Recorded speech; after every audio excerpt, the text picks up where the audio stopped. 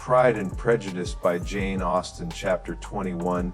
The discussion of Mr. Collins's offer was now nearly at an end, and Elizabeth had only to suffer from the uncomfortable feelings necessarily attending it, and occasionally from some peevish allusions of her mother. As for the gentleman himself, his feelings were chiefly expressed not by embarrassment or dejection, or by trying to avoid her, but by stiffness of manner and resentful silence. He scarcely ever spoke to her, and the assiduous attentions which he had been so sensible of himself were transferred for the rest of the day to Miss Lucas, whose civility in listening to him was a seasonable relief to them all, and especially to her friend.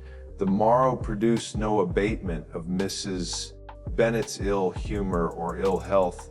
Mr. Collins was also in the same state of angry pride. Elizabeth had hoped that his resentment might shorten his visit, but his plan did not appear in the least affected by it. He was always to have gone on Saturday, and to Saturday he meant to stay.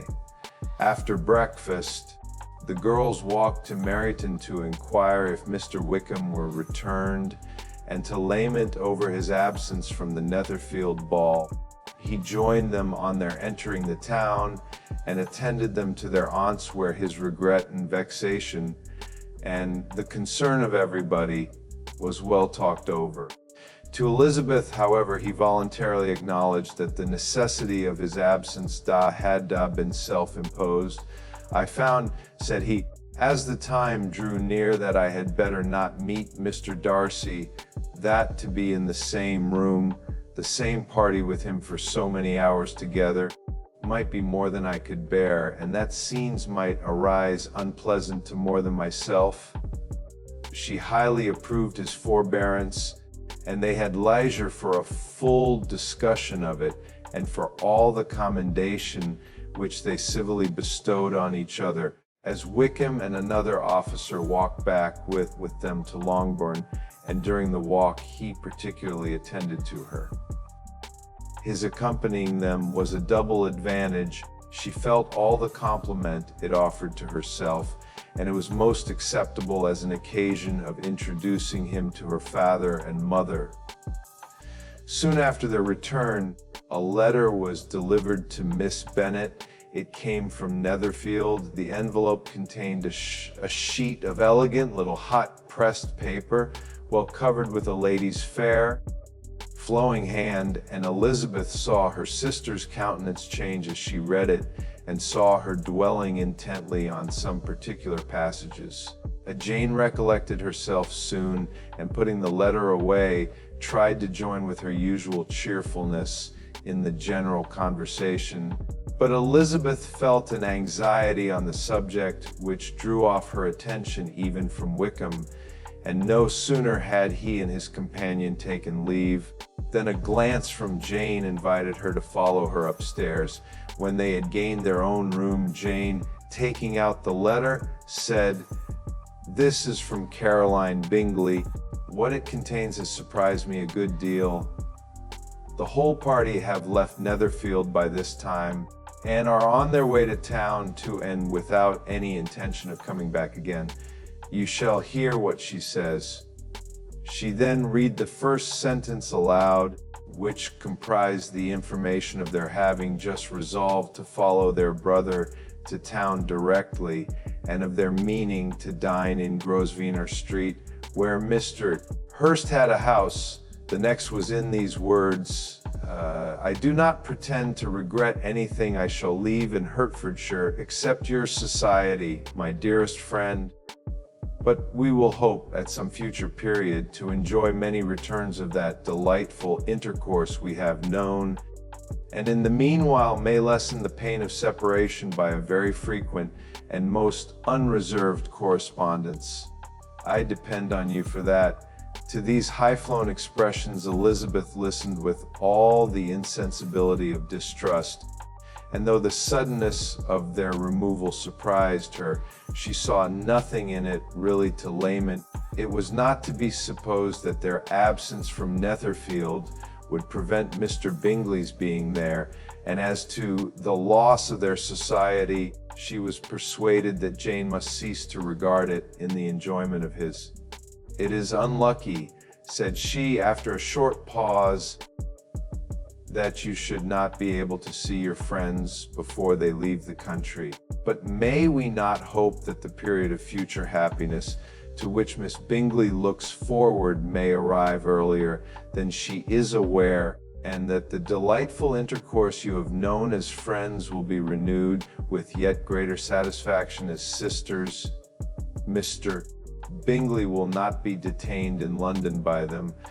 Caroline decidedly says that none of the party will return into Hertfordshire this winter.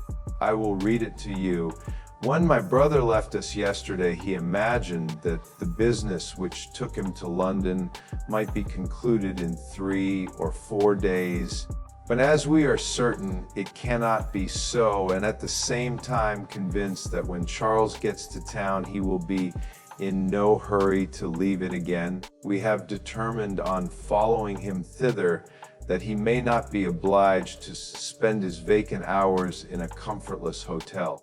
Many of my acquaintances are already there for the winter.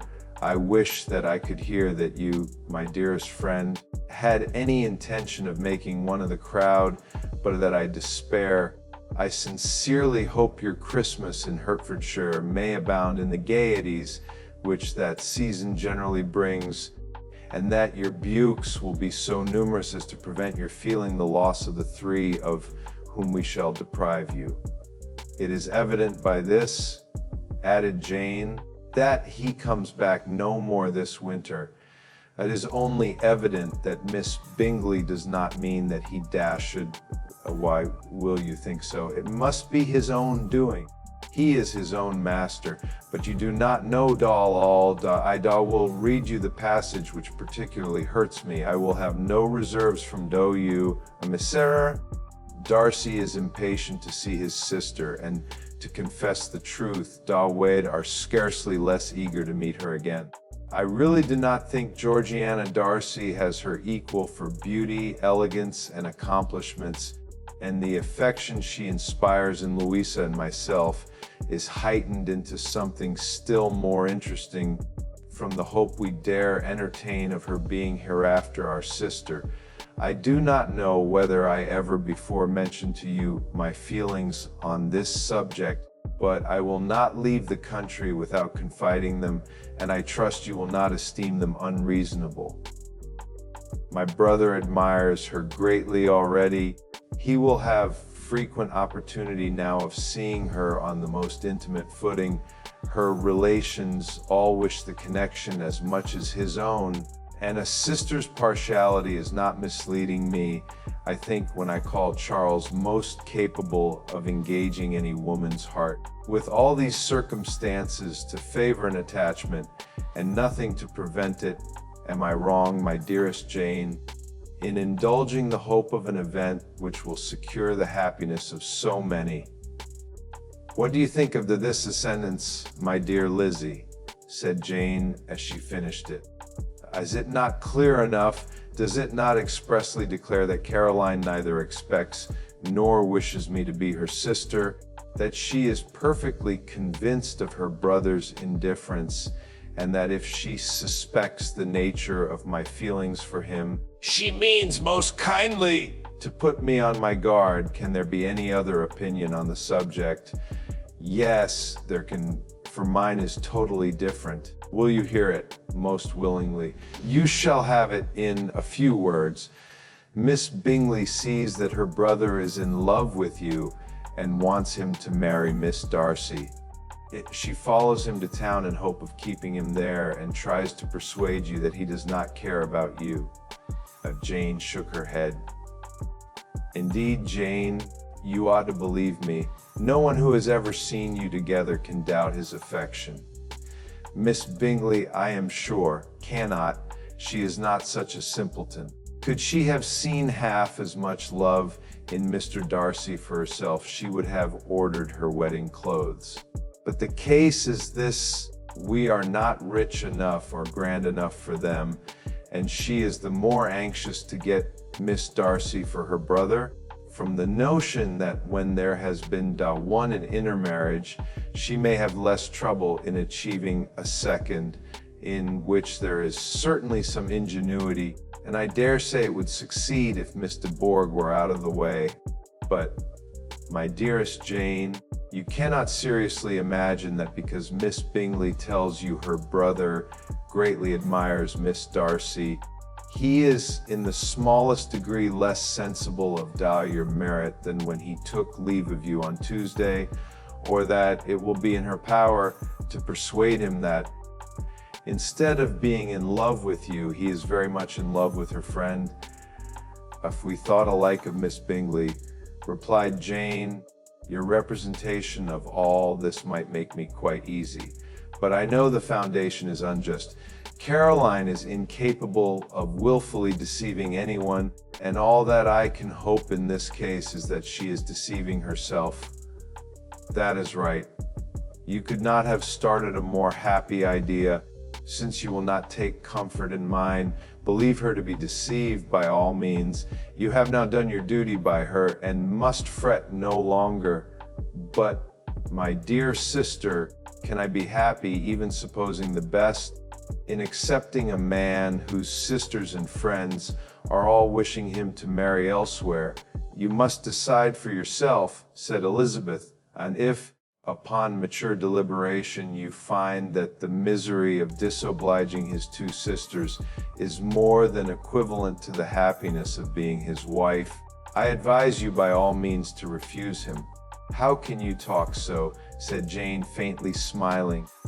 You must know that though I should be exceedingly grieved at their disapprobation, I could not hesitate.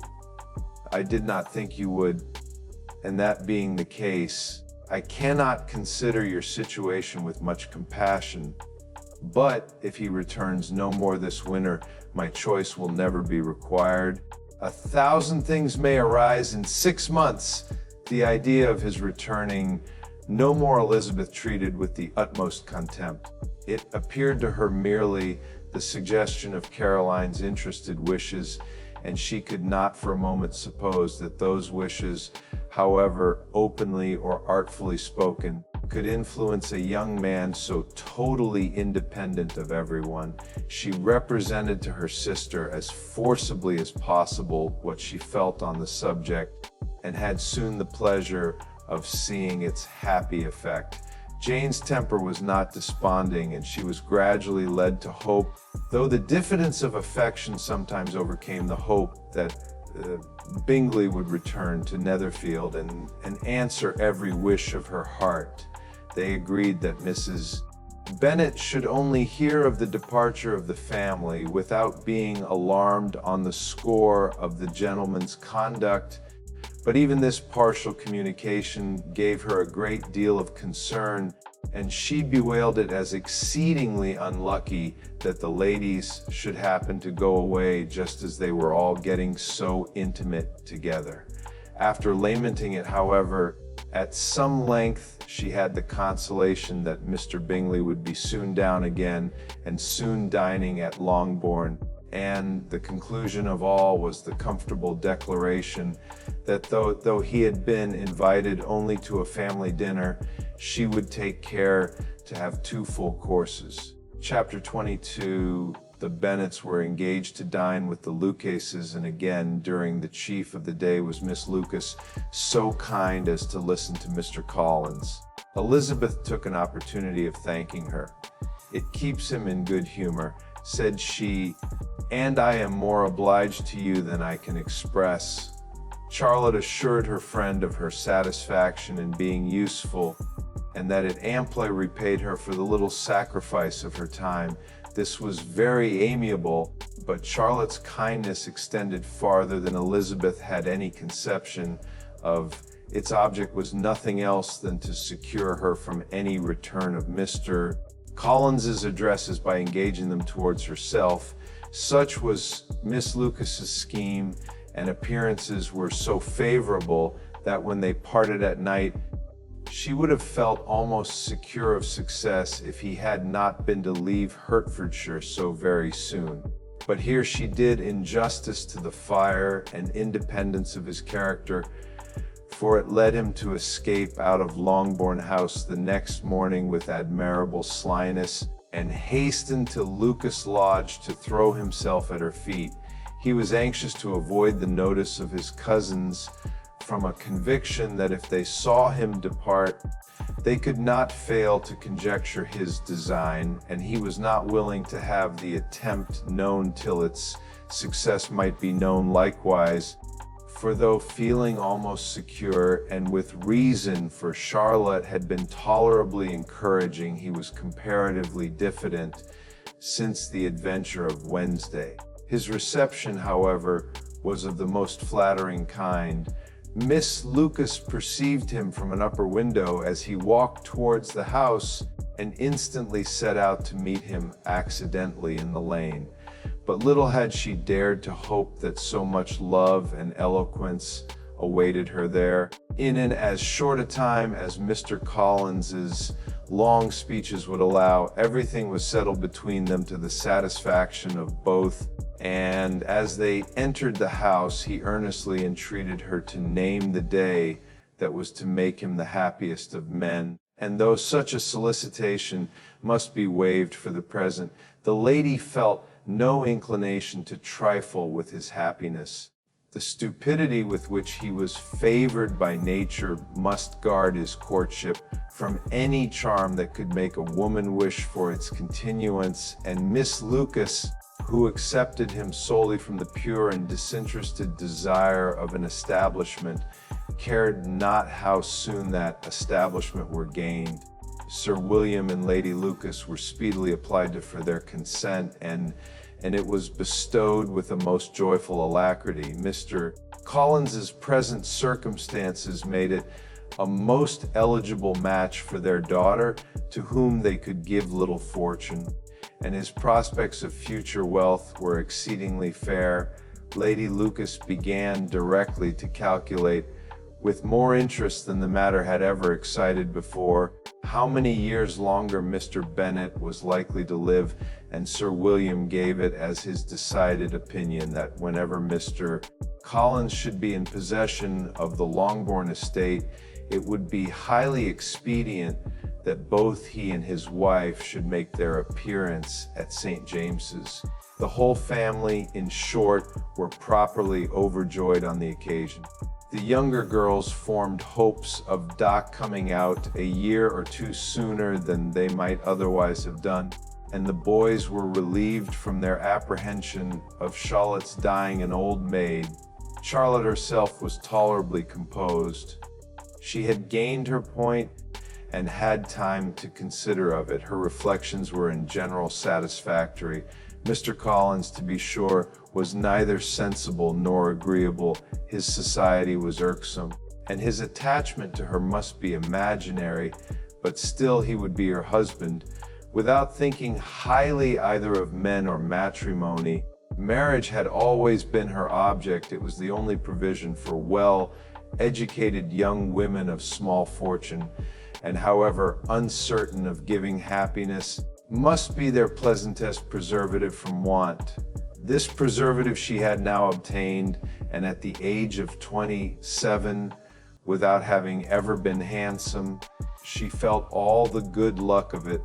The least agreeable circumstance in the business was the surprise it must occasion to Elizabeth Bennet, whose friendship she valued beyond that of any other person. Elizabeth would wonder, and probably would blame her, and though her resolution was not to be shaken, her feelings must be hurt by such a disapprobation. She resolved to give her the information herself, and therefore charged Mr. Collins, when he returned to Longbourn to dinner, to drop no hint of what had passed before any of the family.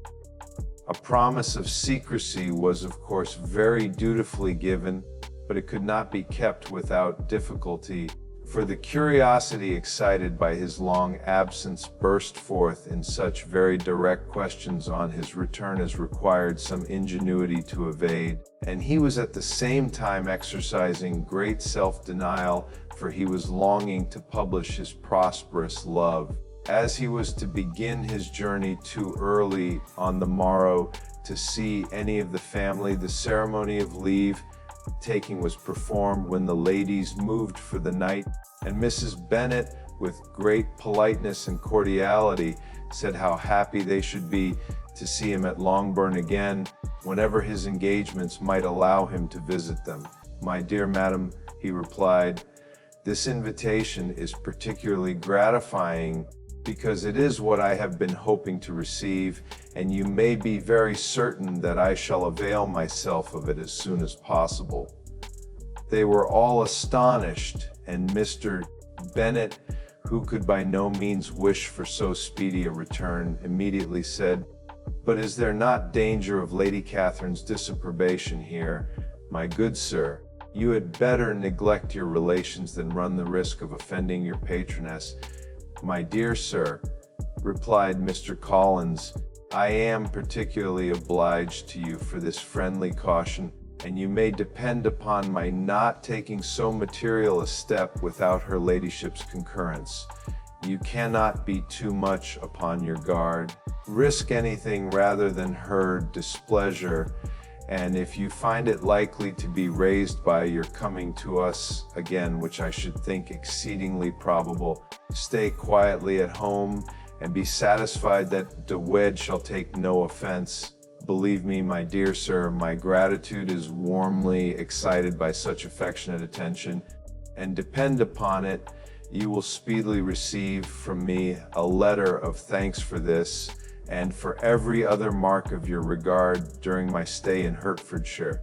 As for my fair cousins, though my absence may not be long enough to render it necessary, I shall now take the liberty of wishing them health and happiness, not excepting my cousin Elizabeth."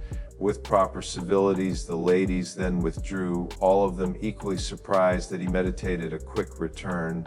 Mrs.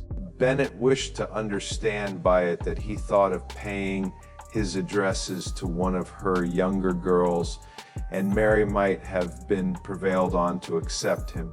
She rated his abilities much higher than any of the others. There was a solidity in his reflections which often struck her, and though by no means so clever as herself, she thought that if encouraged to read and improve himself by such an example as hers, he might become a very agreeable companion. But on the following morning, every hope of this kind was done away. Miss Lucas called soon after breakfast, and in a private conference with Elizabeth related the event of the day before. The possibility of Mr. Collins's fancying himself in love with her friend had once occurred to Elizabeth within the last day or two, but that Charlotte could encourage him seemed almost as far from possibility as she could encourage him herself, and her astonishment was consequently so great as to overcome at first the bounds of decorum, and she could not help crying out, "Engaged to Mr. Collins!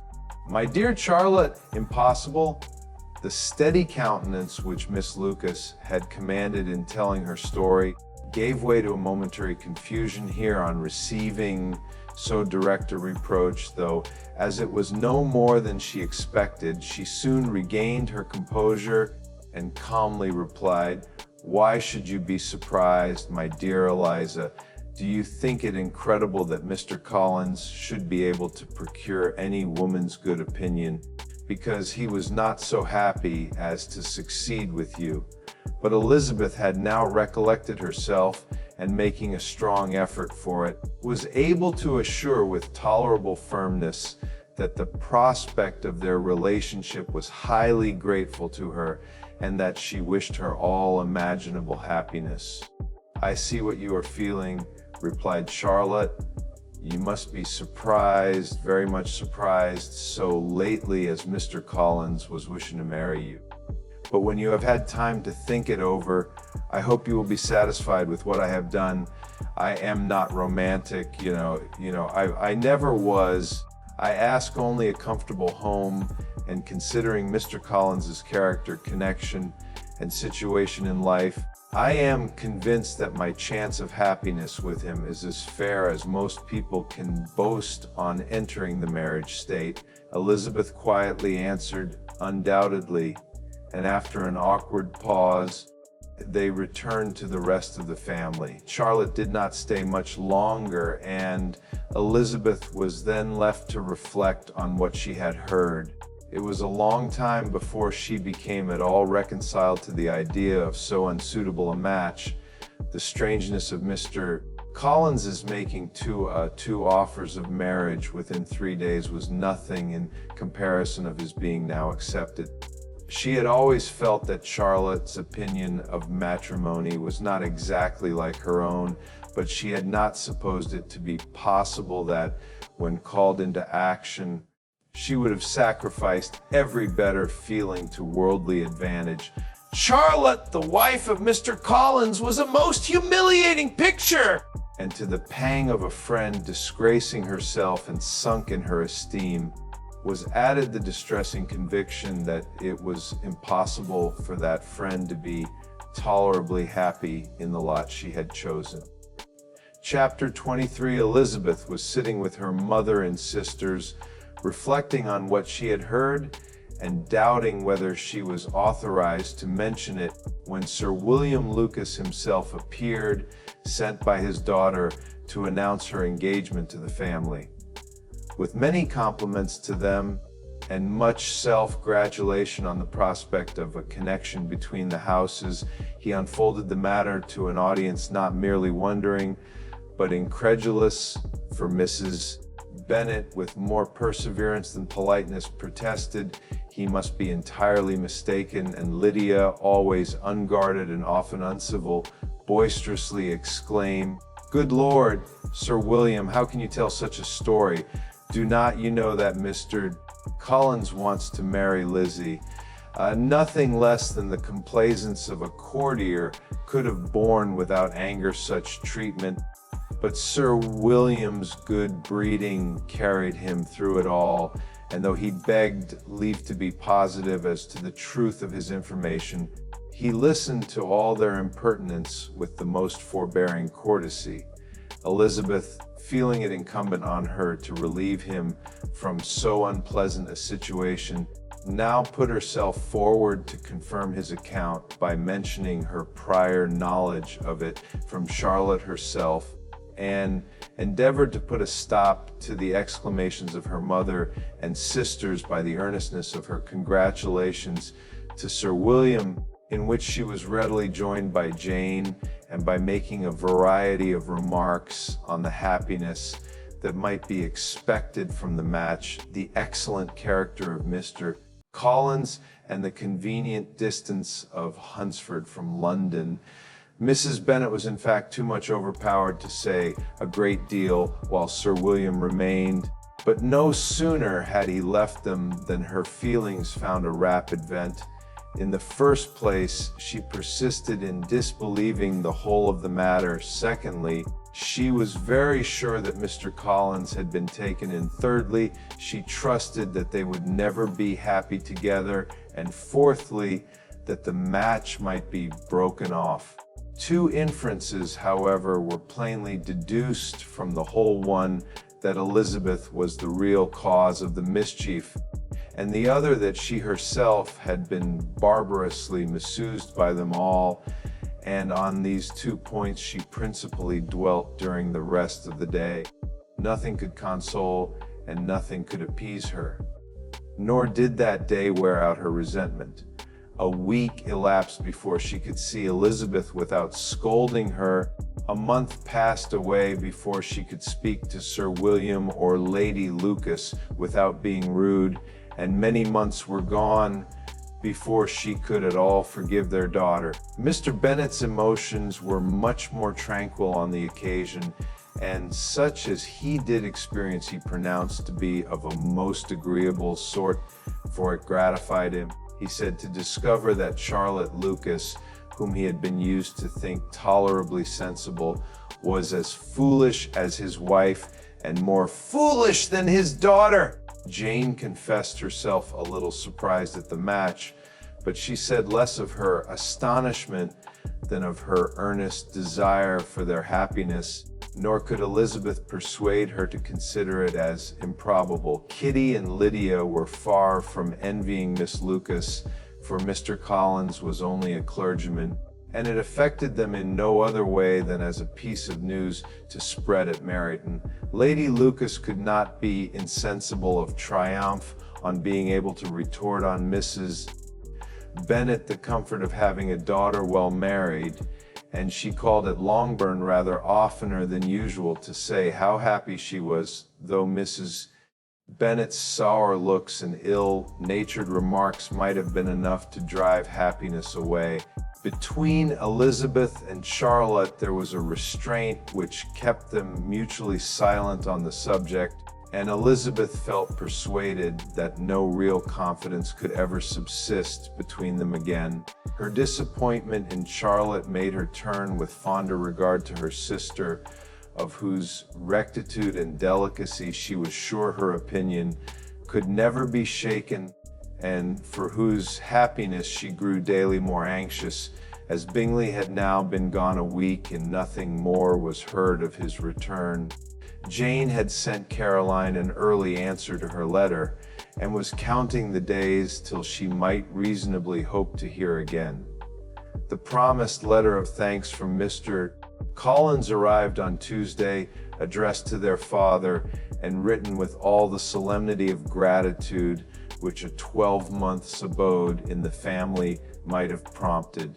After discharging his conscience on that head, he proceeded to inform them, with many rapturous expressions, of his happiness in having obtained the affection of their amiable neighbor, Miss Lucas, and then explained that it was merely with the view of enjoying her society that he had been so ready to close with their kind wish of seeing him again at Longbourn, whither he hoped to be able to return on Monday fortnight. For Lady Catherine, he added, so heartily approved his marriage, that she wished it to take place as soon as possible, which he trusted would be an unanswerable argument with his amiable Charlotte to name an early day for making him the happiest of men. Mr. Collins's return into Hertfordshire was no longer a matter of pleasure to Mrs. Bennet. On the contrary, she was as much disposed to complain of it as her husband.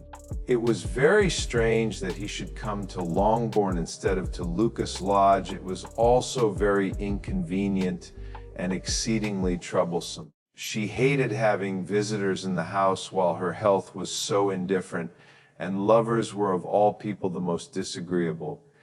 Such were the gentle murmurs of Mrs. Bennet, and they gave way only to the greater distress of Mr. Bingley's continued absence. Neither Jane nor Elizabeth were comfortable on this subject. Day after day passed away without bringing any other tidings of him than the report which shortly prevailed in Meryton of his coming no more to Netherfield the whole winter, a report which highly incensed Mrs. Bennet, and which she never failed to contradict as a most scandalous falsehood. Even Elizabeth began to fear, not that Bingley was indifferent, but that his sisters would be successful in keeping him away. Unwilling as she was to admit an idea so destructive of Jane's happiness and so dishonorable to the stability of her lover, she could not prevent its frequently occurring. The united efforts of his two unfeeling sisters and of his overpowering friend, assisted by the attractions of Miss Darcy and the amusements of London, might be too much, she feared, for the strength of his attachment. As for Jane, her anxiety under this suspense was, of course, more painful than Elizabeth's, but whatever she felt she was desirous of concealing, and between herself and Elizabeth, therefore the subject was never alluded to. But as no such delicacy restrained her mother, an hour seldom passed in which she did not talk of Bingley, express her impatience for his arrival, or even require Jane to confess that if he did not come back she would think herself very ill-used. It needed all Jane's steady mildness to bear these attacks with tolerable tranquility. Mr. Collins returned most punctually on Monday fortnight, but his reception at Longbourn was not quite so gracious as it had been on his first introduction. He was too happy, however, to need much attention, and luckily for the others, the business of love-making relieved them from a great deal of his company.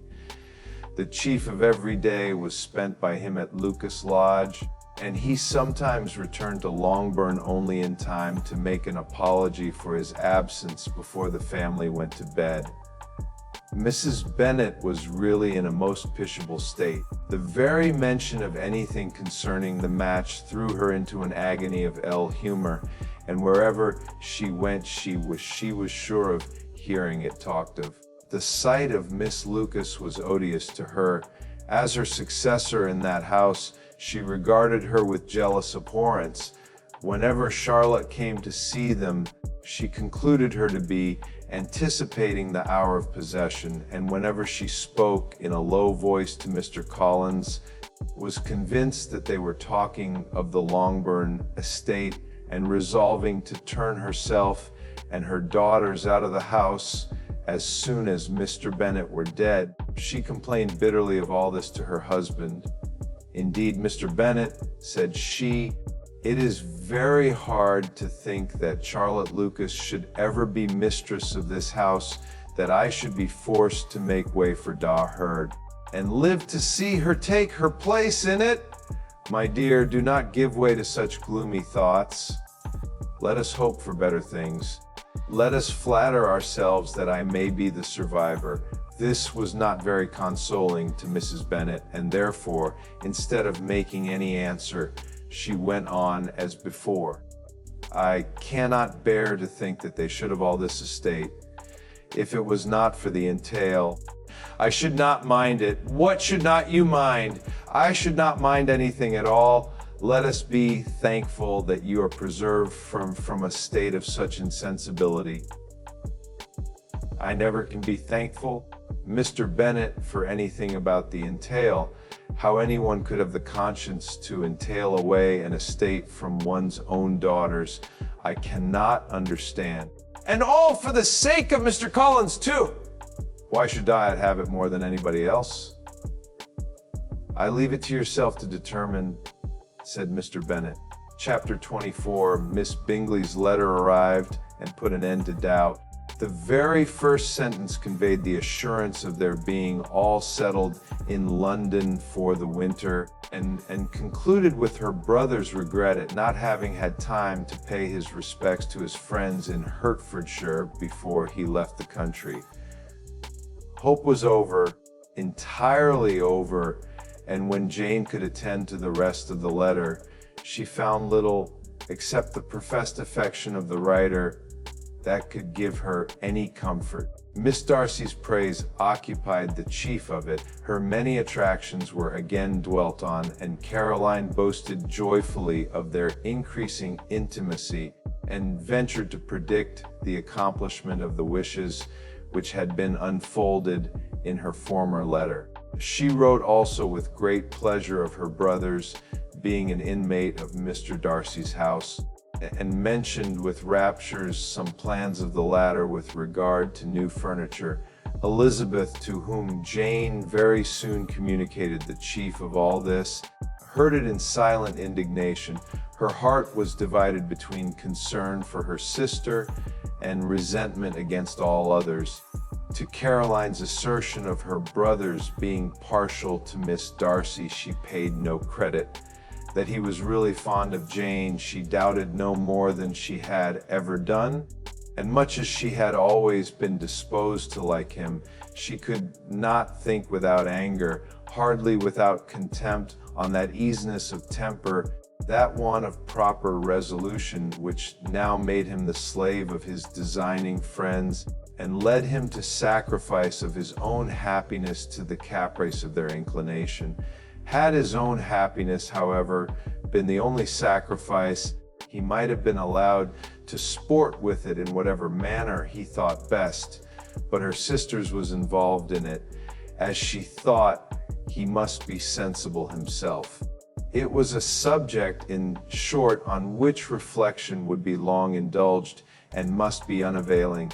She could think of nothing else, and yet whether Bingley's regard had really died away or were suppressed by his friend's interference, whether he had been aware of Jane's attachment, or whether it had escaped his observation, whatever were the case, though her opinion of him must be materially affected by the difference, her sister's situation remained the same, her peace equally wounded. A day or two passed before Jane had courage to speak of her feelings to Elizabeth, but at last, on Mrs. Bennet's leaving them together, after a longer irritation than usual about Netherfield and its master, she could not help saying, "Oh, that my dear mother had more command over herself! She can have no idea of the pain she gives me by her continual reflections on him.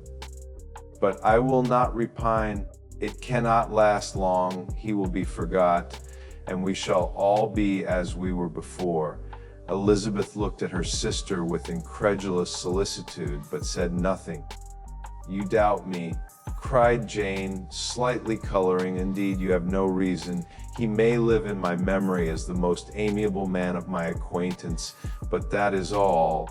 I have nothing either to hope or fear, and nothing to reproach him with. Thank God, I have not that pain. A little time, therefore I shall certainly try to get the better." With a stronger voice, she soon added, "I have this comfort immediately, that it has not been more than an error of fancy on my side, and that it has done no harm to anyone but myself." "My dear Jane!"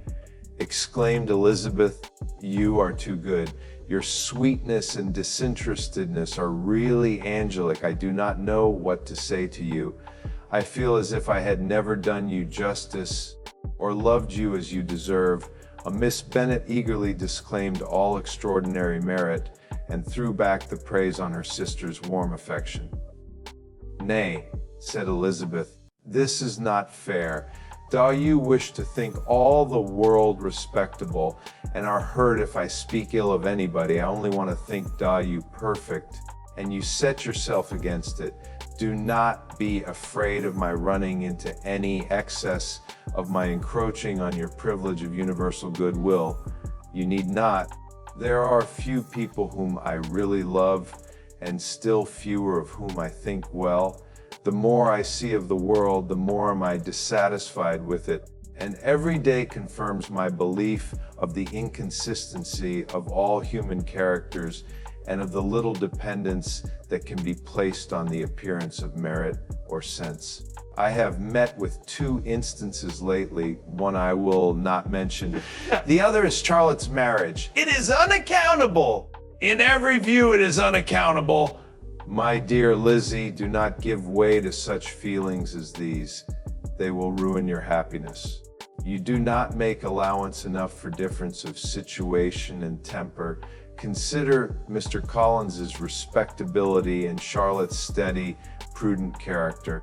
Remember that she is one of a large family, that as to fortune, it is a most eligible match, and be ready to believe, for everybody's sake, that she may feel something like regard and esteem for our cousin. To oblige you, I would try to believe almost anything, but no one else could be benefited by such a belief as this, for were I persuaded that Charlotte had any regard for him, I should only think worse of her understanding than I now do of her heart.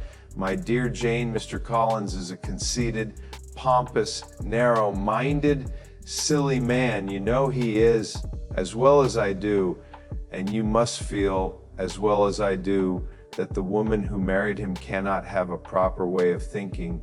You shall not defend her, though it is Charlotte Lucas. You shall not, for the sake of one individual, change the meaning of principle and integrity, nor endeavor to persuade yourself or me. That selfishness is prudence, and insensibility of danger security for happiness. I must think your language too strong in speaking of both, replied Jane. and I hope you will be convinced of it by seeing them happy together. But enough of this.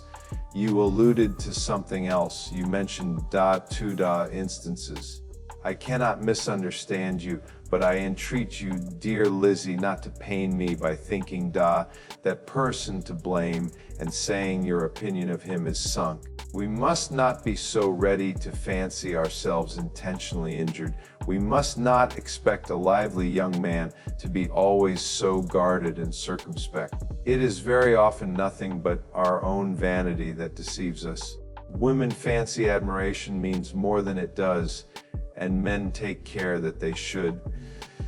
If it is designedly done, they cannot be justified, but I have no idea of there being so much design in the world as some persons imagine. I am far from attributing any part of mystery Bingley's conduct to design, said Elizabeth, but without scheming to do wrong or to make others unhappy, there may be error and there may be misery. Thoughtlessness, want of attention to other people's feelings, and want of resolution will do the business. And do you impute it to either of those? Yes, to the last. But if I go on, I shall displease you by saying what I think of persons you esteem. Stop me whilst you can. You persist, then, in supposing his sisters influence him. Yes, in conjunction with his friend. I cannot believe it. Why should they try to influence him? They can only wish his happiness, and if he is attached to me, no other woman can secure it. Your first position is false. They may wish many things besides his happiness. They may wish his increase of wealth and consequence. They may wish him to marry a girl who has all the importance of money, great connections, and pride.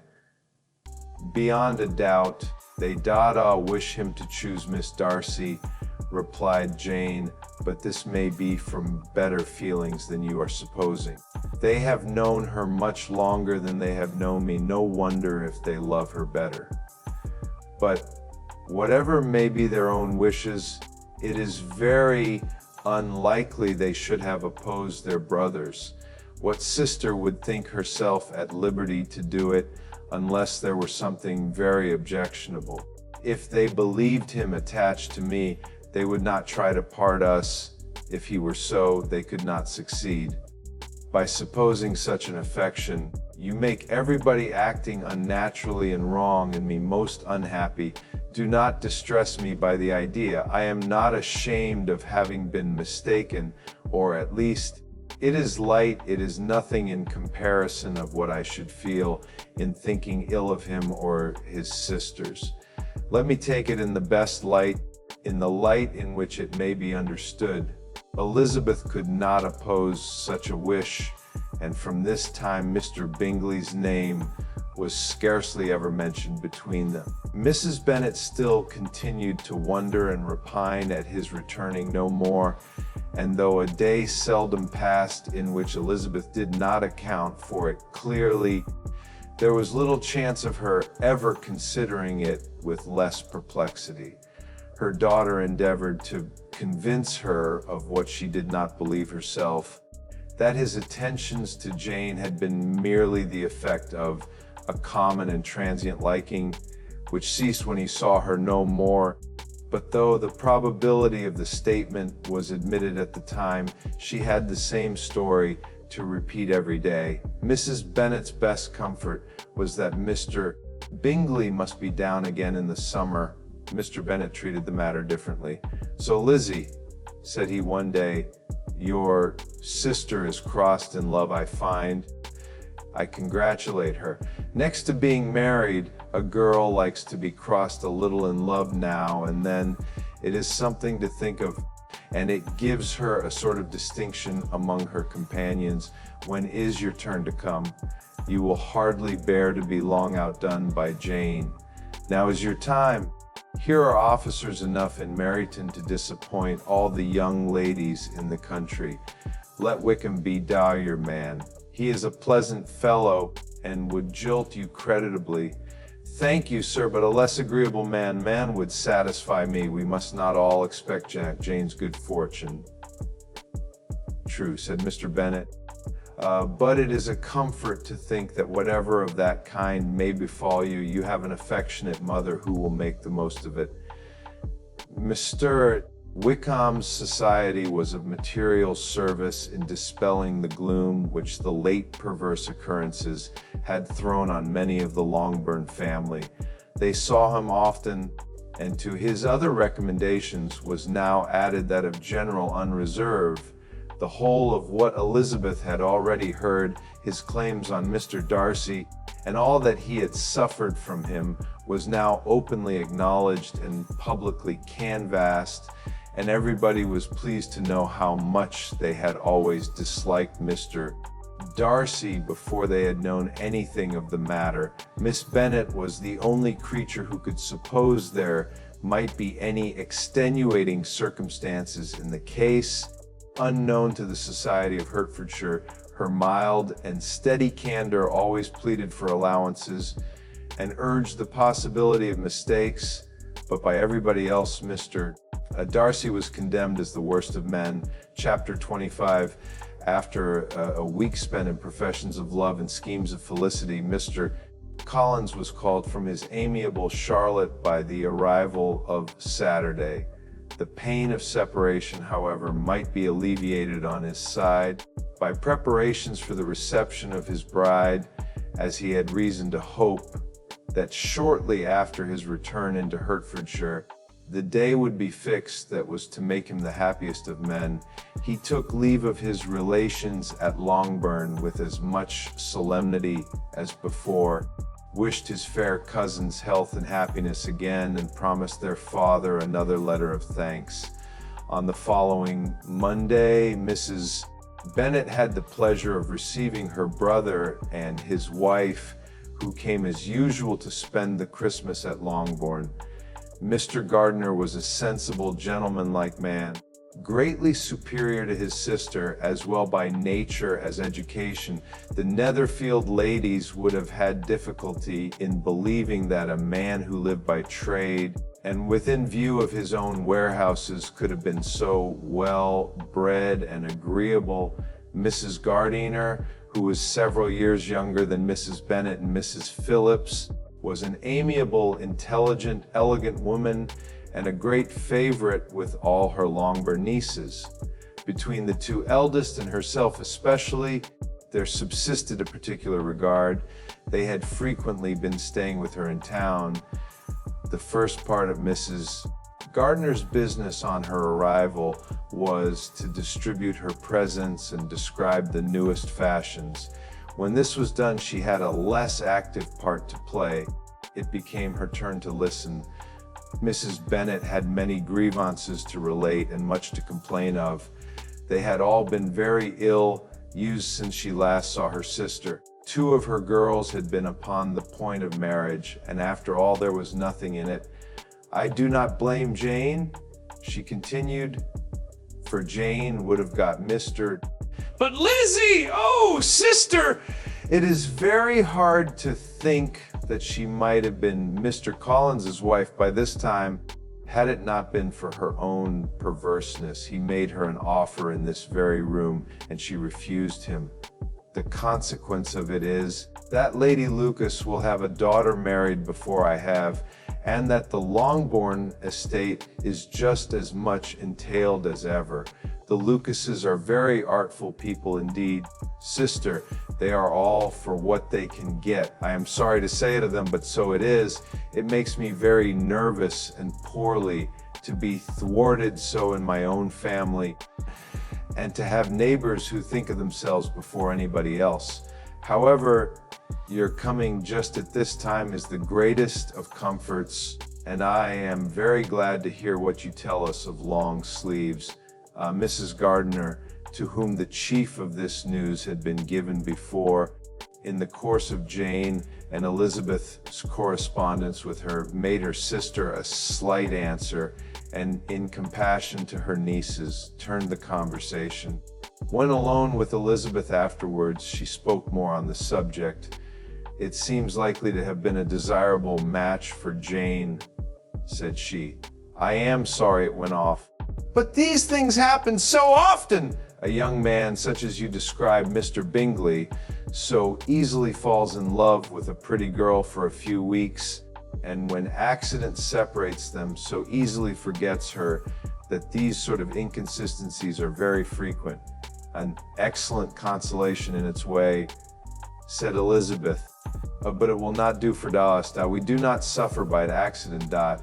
It does not often happen that the interference of friends will persuade a young man of independent fortune to think no more of a girl whom he was violently in love with only a few days before. But that expression of violently in love is so hackneyed, so doubtful, so indefinite that it gives me very little idea. It is as often applied to feelings which arise from a half-hour's acquaintance as to a real, strong attachment. Pray, how violent was Mr. Bingley's love? I never saw a more promising inclination. He was growing quite inattentive to other people, and wholly engrossed by her. Every time they met, it was more decided and remarkable. At his own ball, he offended 2 or 3 young ladies by not asking them to dance, and I spoke to him twice myself without receiving an answer. Could there be finer symptoms? Is not general incivility the very essence of love? Oh, yes! 2 of that kind of love which I suppose him to have felt. Poor Jane! I am sorry for her, because with her disposition she may not get over it immediately. It had better have happened to you. Lizzie, you would have laughed yourself out of it sooner. But do you think she would be prevailed upon to go back with us? Change of scene might be of service, and perhaps a little relief from home may be as useful as anything. Elizabeth was exceedingly pleased with this proposal, and felt persuaded of her sister's ready acquiescence. I hope, added Mrs. Gardiner, that no consideration with regard to this young man will influence her. We live in so different a part of town, all our connections are so different, and as you well know, we go out so little that it is very improbable that they should meet at all unless he really comes to see her. And that is quite impossible, for he is now in the custody of his friend, and Mr. Darcy would no more suffer him to call on Jane in such a part of London. My dear aunt, how could you think of it? Mr. Darcy may perhaps have heard of such a place as Gracechurch Street, but he would hardly think a month's ablution enough to cleanse him from its impurities. Were he once to enter it, and depend upon it, Mr. Bingley never stirs without him. So much the better. I hope they will not meet at all. But does not Jane correspond with his sister? Daché will not be able to help calling. She will drop the acquaintance entirely. But in spite of the certainty in which Elizabeth affected to place this point, as well as the still more interesting one of Bingley's being withheld from seeing Jane, she felt a solicitude on the subject which convinced her, on examination, that she did not consider it entirely hopeless. It was possible, and sometimes she thought it probable, that his affection might be reanimated, and the influence of his friends successfully combated by the more natural influence of Jane's attractions. Miss Bennet accepted her aunt's invitation with pleasure, and the Bingleys were no otherwise in her thoughts at the same time than as she hoped by Caroline's not living in the same house with her brother, she might occasionally spend a morning with her without any danger of seeing him. The Gardiners stayed a week at Longbourn, and what with the Phillipses, the Lucases, and the officers, there was not a day without its engagement. Mrs. Bennet had so carefully provided for the entertainment of her brother and sister that they did not once sit down to a family dinner. When the engagement was for home, some of the officers always made part of it, of which officers Mr. Wickham was sure to be one, and on these occasions Mrs. Gardiner, rendered suspicious by Elizabeth's warm commendation, narrowly observed them both, without supposing them, from what she saw, to be very seriously in love. Their preference of each other was plain enough to make her a little uneasy, and she resolved to speak to Elizabeth on the subject before she left Hertfordshire and represent to her the imprudence of encouraging such an attachment. To Mrs. Gardiner, Wickham had one means of affording pleasure unconnected with his general powers. About 10 or a dozen years ago, before her marriage, she had spent a considerable time in that very part of Derbyshire to which he belonged. They had therefore many acquaintances in common, and though Wickham had been little there since the death of Darcy's father, it was yet in his power to give her fresher intelligence of her former friends than she had been in the way of procuring. Mrs. Gardiner had seen Pemberley and known the late Mr. Darcy by character perfectly well. Here consequently was an inexhaustible subject of discourse.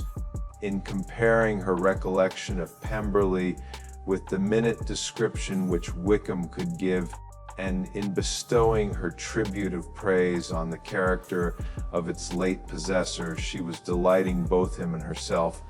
On being made acquainted with the present Mr. Darcy's treatment of him, she tried to remember some of that gentleman's reputed disposition when quite a lad, which might agree with it, and was confident at last that she recollected having heard Mr. Fitzwilliam Darcy formerly spoken of as a very proud, ill-natured boy.